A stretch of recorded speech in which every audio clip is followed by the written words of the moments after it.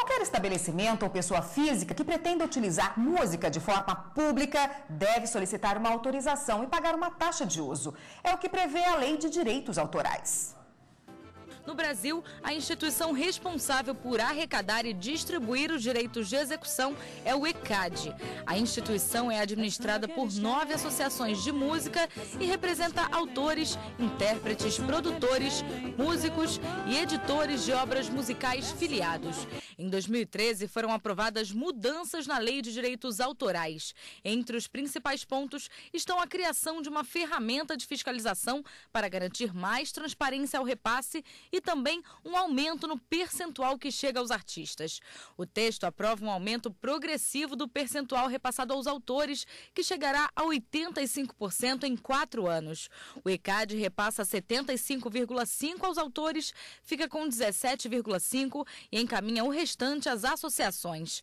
Os valores são calculados de acordo com o que é estabelecido no regulamento de arrecadação, com base em percentual sobre a receita bruta, se há venda de ingressos, couver ou qualquer forma de cobrança, e também no tamanho da área sonorizada. E quem não pagar os direitos autorais pode ser multado. A Prefeitura de São Simão, no interior de Goiás, foi proibida de tocar músicas em festas da cidade porque não pagou direitos autorais de eventos realizados. A decisão vale até que o município providencie a autorização do ECAD, sob pena de multa de R$2.000 por dia. Estão sendo tratados junto ao ECAD, diretamente com a assessoria jurídica deles, uma forma de se sanar a questão total da dívida aí. Tivemos uma reunião para tratar disso e aguardamos agora o desenrolar das posições que foram colocadas para a gente fechar a questão.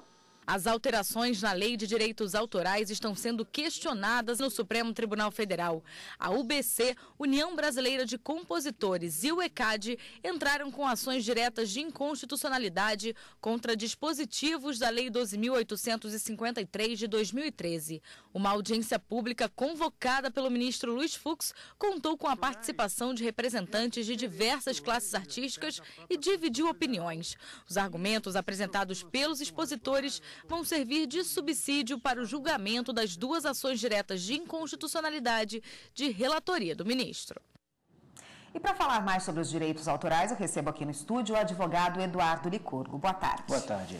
Bom, se uma prefeitura faz um evento, ela também tem que recolher essa taxa do ECAD? Tem. A lei autoral ela não fez distinção entre o ente privado e o ente público.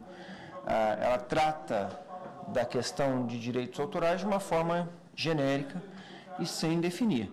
Então, sim, a resposta é que um ente público, como uma prefeitura, se quiser usar músicas, deve ter a prévia e expressa autorização. Eu não digo do ECAD, dos autores ou dos titulares. Na verdade, o ECAD representa uma gestão coletiva, um ente facilitador para que essas autorizações e pagamentos sejam feitos. Se for uma empresa privada também, então? Também. A sistemática é a mesma. Tá? Não há distinção entre uma empresa privada e um ente público para fins de lei, para fins legais. Não é apenas para música, né? Os direitos autorais valem para diversas outras coisas, para livros, para as obras publicadas. Como é que funciona esse tipo de arrecadação? É o mesmo sistemático? Não, o sistema não é o mesmo, não. O ECAD foi criado já na lei anterior, na lei de 73, já existia uma figura que veio a se consolidar como sendo o ECAD. Na verdade, as associações de titulares se reúnem, formam um escritório central, mas isso para música e para obras audiovisuais. As outras obras, elas não estão no sistema de gestão coletiva, que é o que a gente chama, que é representado hoje pelo ECAD. Então, de certa forma, obras literárias, obras de artes plásticas, pinturas, fotografias, não se enquadram no eu vou chamar de regime do ECAD, que é um regime de gestão coletiva. Até você poderia criar um ente parecido. O ECAD surge por quê? O ECAD surge de uma necessidade do usuário e do autor em controlar os usos das suas obras.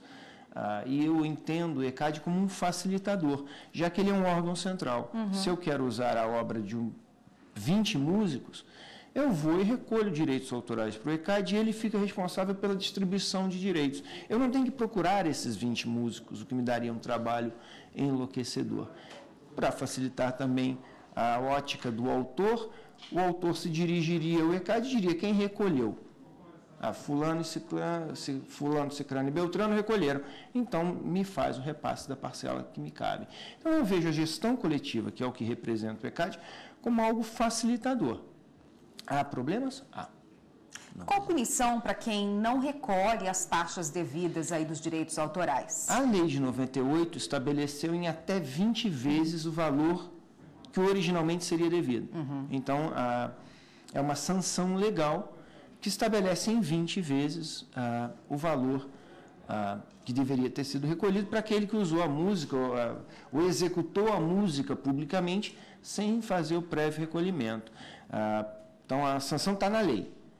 Não recolheu, ou constatou-se que não houve o recolhimento, você vai ter que pagar 20 vezes o valor. Como é que é feita essa fiscalização, né? Porque com o advento da internet, as músicas estão lá, são executadas às vezes, não sabemos por quem nem onde. Como é feito essa fiscalização, como ela é feita, justamente nesse âmbito da internet? Tá. O ECAD é uma associação de associações, então é um ente privado. Tá? Ele só tem uma especificação na lei autoral. E ele possui os seus fiscais. Então, esses que não têm o poder de impedir o uso da música. Eles vão lá, constatam que não houve autorização, e aí o ECAD adota as sanções necessárias. Eles não podem entrar, bater na minha porta e dizer, olha, o senhor não pagou, o senhor está dando uma festa aqui na sua casa, mas está cobrando ingresso, e o senhor não recolheu direitos ao ECAD. Então, a sua festa não pode acontecer, isso ele não pode fazer. Existe até uma súmula do STJ que veda o interdito proibitório em matéria de direitos autorais. Ele vai poder me cobrar posteriormente. A questão da internet é uma questão que dificulta, porque você tem coisas que acontecem na internet e que às vezes você não consegue apurar quem deve pagar. Então, uma rádio na internet, se você não conseguir estabelecer a origem dessa rádio, provavelmente o ECAD não vai conseguir proceder ao recolhimento. Outras formas de utilização da obra podem não cair na competência do ECAD. Por exemplo, se eu distribuo música pela internet, então eu faço o upload de músicas e coloco no meu site para aquelas músicas serem vendidas. Isso foge à competência legal do ECAD, que está prevista na Lei 9.608. 9.610, me perdoe, de 98. Então, fugindo da competência do ECAD, o ECAD não pode fazer nada. Aí cabe ao titular, o autor, ou seu sucessor, enfim, ou uma empresa que seja titular de direitos, ir lá e tomar as providências cabíveis. Quando um autor morre, quem recebe esse direito e se continua recebendo, né? Isso, se os herdeiros recebem, e em quanto tempo uma obra passa a ser domínio público e deixa de ter esse direito autoral recolhido? Uma obra cai em domínio público cerca de 70 anos depois da morte do autor. Eu digo que cerca de 70 anos depois da morte do autor, porque se a obra tiver múltiplos autores, e aí eu vou falar especialmente da obra musical, tá? Porque a fotografia tem um outro regime, e aí depende, a obra cinematográfica ou audiovisual tem outro regime também. Mas na obra musical, em tese, 70 anos da morte do último autor. Se houver mais de um autor, então é da morte do último dos autores vivos, que, enfim, que tenham composição. E a família que recebe isso? Via de regra, são os herdeiros, a não ser que tenha havido cessão de direitos. Se o autor ou os seus herdeiros cederam direitos autorais para um terceiro, como pode acontecer no caso de uma gravadora, ou de uma distribuidora, ou de uma editora musical. Se cedeu, então esses direitos que foram cedidos são de titularidade daquele cessionário, e ele passa a receber. Só para dar um exemplo, o caso do Michael Jackson. No caso dos Beatles, cujas músicas, muitas delas, esse prazo de 70 anos sequer começou a contar, as músicas estão protegidas porque o Paul McCartney continua vivo, e muito bem vivo. Então, o relógio regressivo ainda não se iniciou, mas em vida, os autores dessas músicas cederam os direitos para uma gravadora. E depois esses direitos vieram a ser adquiridos pelo Michael Jackson, que depois também, me parece que cedeu ou envolveu esses direitos no negócio. Então, em tese, os direitos vão para os herdeiros. Porém, se houver um cessionário, alguém que tenha adquirido esses direitos, é ele que passa a exercer. Tá ótimo. Muito obrigada. Eu conversei com o advogado Eduardo Licurgo, que falou com a gente sobre os direitos autorais. Obrigada pela participação. De nada. Até uma próxima.